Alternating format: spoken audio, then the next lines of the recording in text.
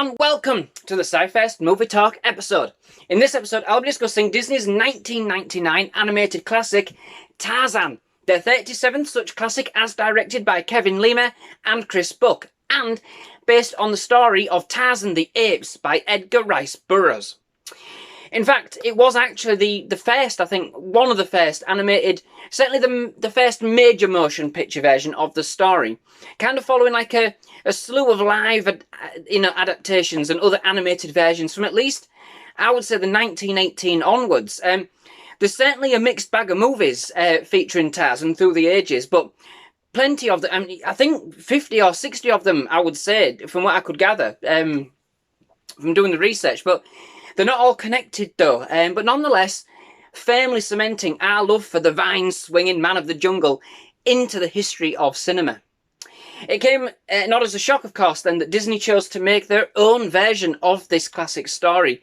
It was only really a shock that it just kind of took them just so long to get around to doing it. But for one, I am actually glad that they took the time to bring us this story, and in the end, they did actually bring us one of the most heartfelt and emotional stories that I think they could have done, combining some amazing animation and music, and indeed that kind of Disney magic with a production that many consider to be the last movie of their Renaissance period. Of course, a time of some truly classic, elegant and beloved movies that captured the hearts and the minds of audiences worldwide.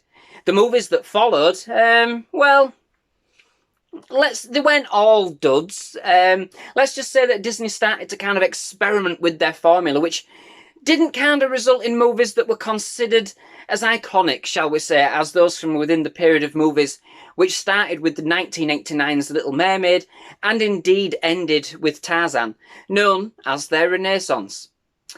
And although Tarzan, it isn't actually quite on the same level as some of the movies that preceded it, not by a long shot, it still has an amazing charm that really does captivate right from the very start. Kind of a moving swan song, if you like, to an era that produced some of the most cherished and acclaimed animations in cinematographic history. So, in the movie, we follow the life of Tarzan as he grows from a baby through to manhood after being raised by a family of gorillas, following being left as an orphan as a baby after his parents were killed, we presume, by a leopard. Following the loss of her own child, a mother gorilla, Carla, as voiced by Glenn Close, kind of adopts Tarzan and brings him up as her own, much to the disdain, of course, of the family alpha, Kerchak, as voiced by Lance Henriksen. As Tarzan kind of grows, is kind of like an outcast, if you like, a bit of a joke amongst the gorillas, but this kind of spurs him on to be the best gorilla that he can be, learning to kind of use the jungle seamlessly as part of himself.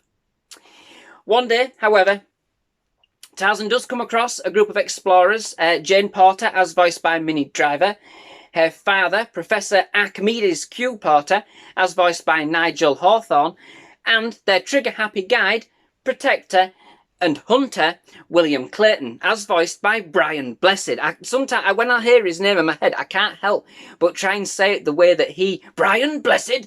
But yeah, I'm just nuts. Tarzan instantly takes a shine to them and befriends Jane, learning their language, their customs, all about the wider world still left to explore.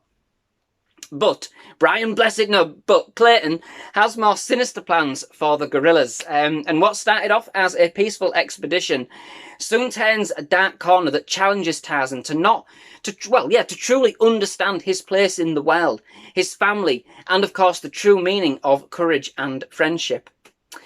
So, for me, this has always been a very moving and very empowering film.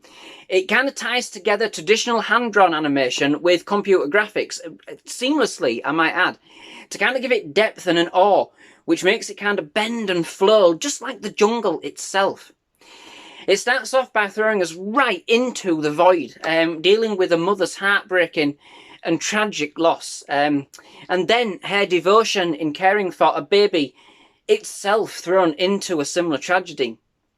At first, we have only the power of the movie's visuals and its soundtrack set Against Music, written and sung by Phil Collins. And for a time in this movie, with such a tragic and heartfelt beginning, I did actually forget that I was watching a Disney. The power of that moment at the beginning had certainly drawn me in, and it really, really does grab your heart for sure.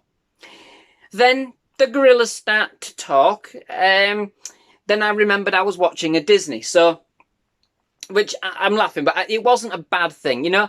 It certainly broke some of the tension that had kind of formed from the opening sequence, but in doing so, I do believe some of that power that I felt, it was lost. Now, that's not to say that it still isn't an emotional film. There are more than a few empowering moments for sure, as we kind of watch Tarzan become the man. I mean, sorry, gorilla. He can be, with the film very much kind of dealing thereafter with how things shape us in life, who we are, and indeed what we define as our family. In this, there are still some very strong and some very poignant moments indeed. So this is all set, as I've kind of stated already, to an arrangement of songs, like I said, by none other than Phil Collins, with an orchestral soundtrack by Mark Mancina. Now, personally, I do admit I do like a bit of Phil Collins. I can't lie, and although his songs are perhaps more mellow than some of those which have kind of been belted out in some of the previous movies, I think they work exceptionally well with the tone and the overall feel of this movie, playing to our emotions as the story unfolds and offering a very kind of magical and soulful feel overall. The film certainly takes a different musical direction to many of the films that did precede it, kind of choosing to use Phil Collins' musical additions as part of the film's narration than having them kind of sung as a musical. But again, I actually think this method worked exceedingly well to kind of offer a more grounded approach for this particular movie, and gave it a kind of like a warmth, providing a totally endearing and a beautiful experience. I mean, there are a couple of numbers which do really complement the mood and the feelings of the movie so very well, and none more so than the beautifully renditioned "You'll Be in My Heart," which will have your own heart welling up in no time. It definitely does mine. And the fantastically inspirational Son of Man and Two Worlds, kind of bringing together the whole essence of the movie, set to some absolutely mesmerising animation, especially Son of Man, capturing Tarzan's journey into manhood in such awe-inspiring and a captivating way. The movie indeed has a beautifully affectionate story, all told, and some very endearing moments as Tarzan and Carla bond. And as, of course, as he grows into a leader, stumbling along the way, humble but dignified, spurred on to prove himself to the other gorillas and indeed Kerchak. A story of hardship, triumph, family, friendship, and indeed mutual respect. The relationship between Tarzan and Jane is excellent. I love it. Of course, as a centerpiece of the movie, I think perhaps they could have kind of built up their romance a little bit more, but it's a Disney, innit, you know, but with more chemistry perhaps in this department. But otherwise, I think what they've done, they've gone for like a banter kind of approach, and you know, their interactions, I think, in that respect, with the banter and the language and the mannerisms and the way they've done them, are absolutely spot on. It does have quite a serious tone at points. It's not all funny fun. This, I think, works to the film's advantage. It does get cutesy cute at times too. After all, like I've said, it is a Disney. But I think this time around, given kind of the meaningful way that the film starts, some of that kind of does diminish the strength and the force of the movie somewhat. But it's still charming enough, all told, you know? I feel it does kind of borrow quite a bit from Disney's own 1967 movie, The Jungle Book, at times, and there are some very reminiscent moments. All that's really missing is a really big cuddly bear, you know? Good old Baloo. It can get very playful at times, and there is one scene in particular that might be a bit random to say, but it is genuinely great fun, and that's kind of when the young apes, gorillas, are enjoying a musical kind of throwdown in the humans' camp. It's got quite a catchy beat, and even the China tea set from the Beauty and the Beast get in on the act. I didn't notice that the first time I watched it, but yeah, it was sat there right in front of us. Mrs. Potts and Chip. Fantastic. It does also make me chuckle as well, as there is an IKEA advert that reminds me so much of this scene every time that I see it.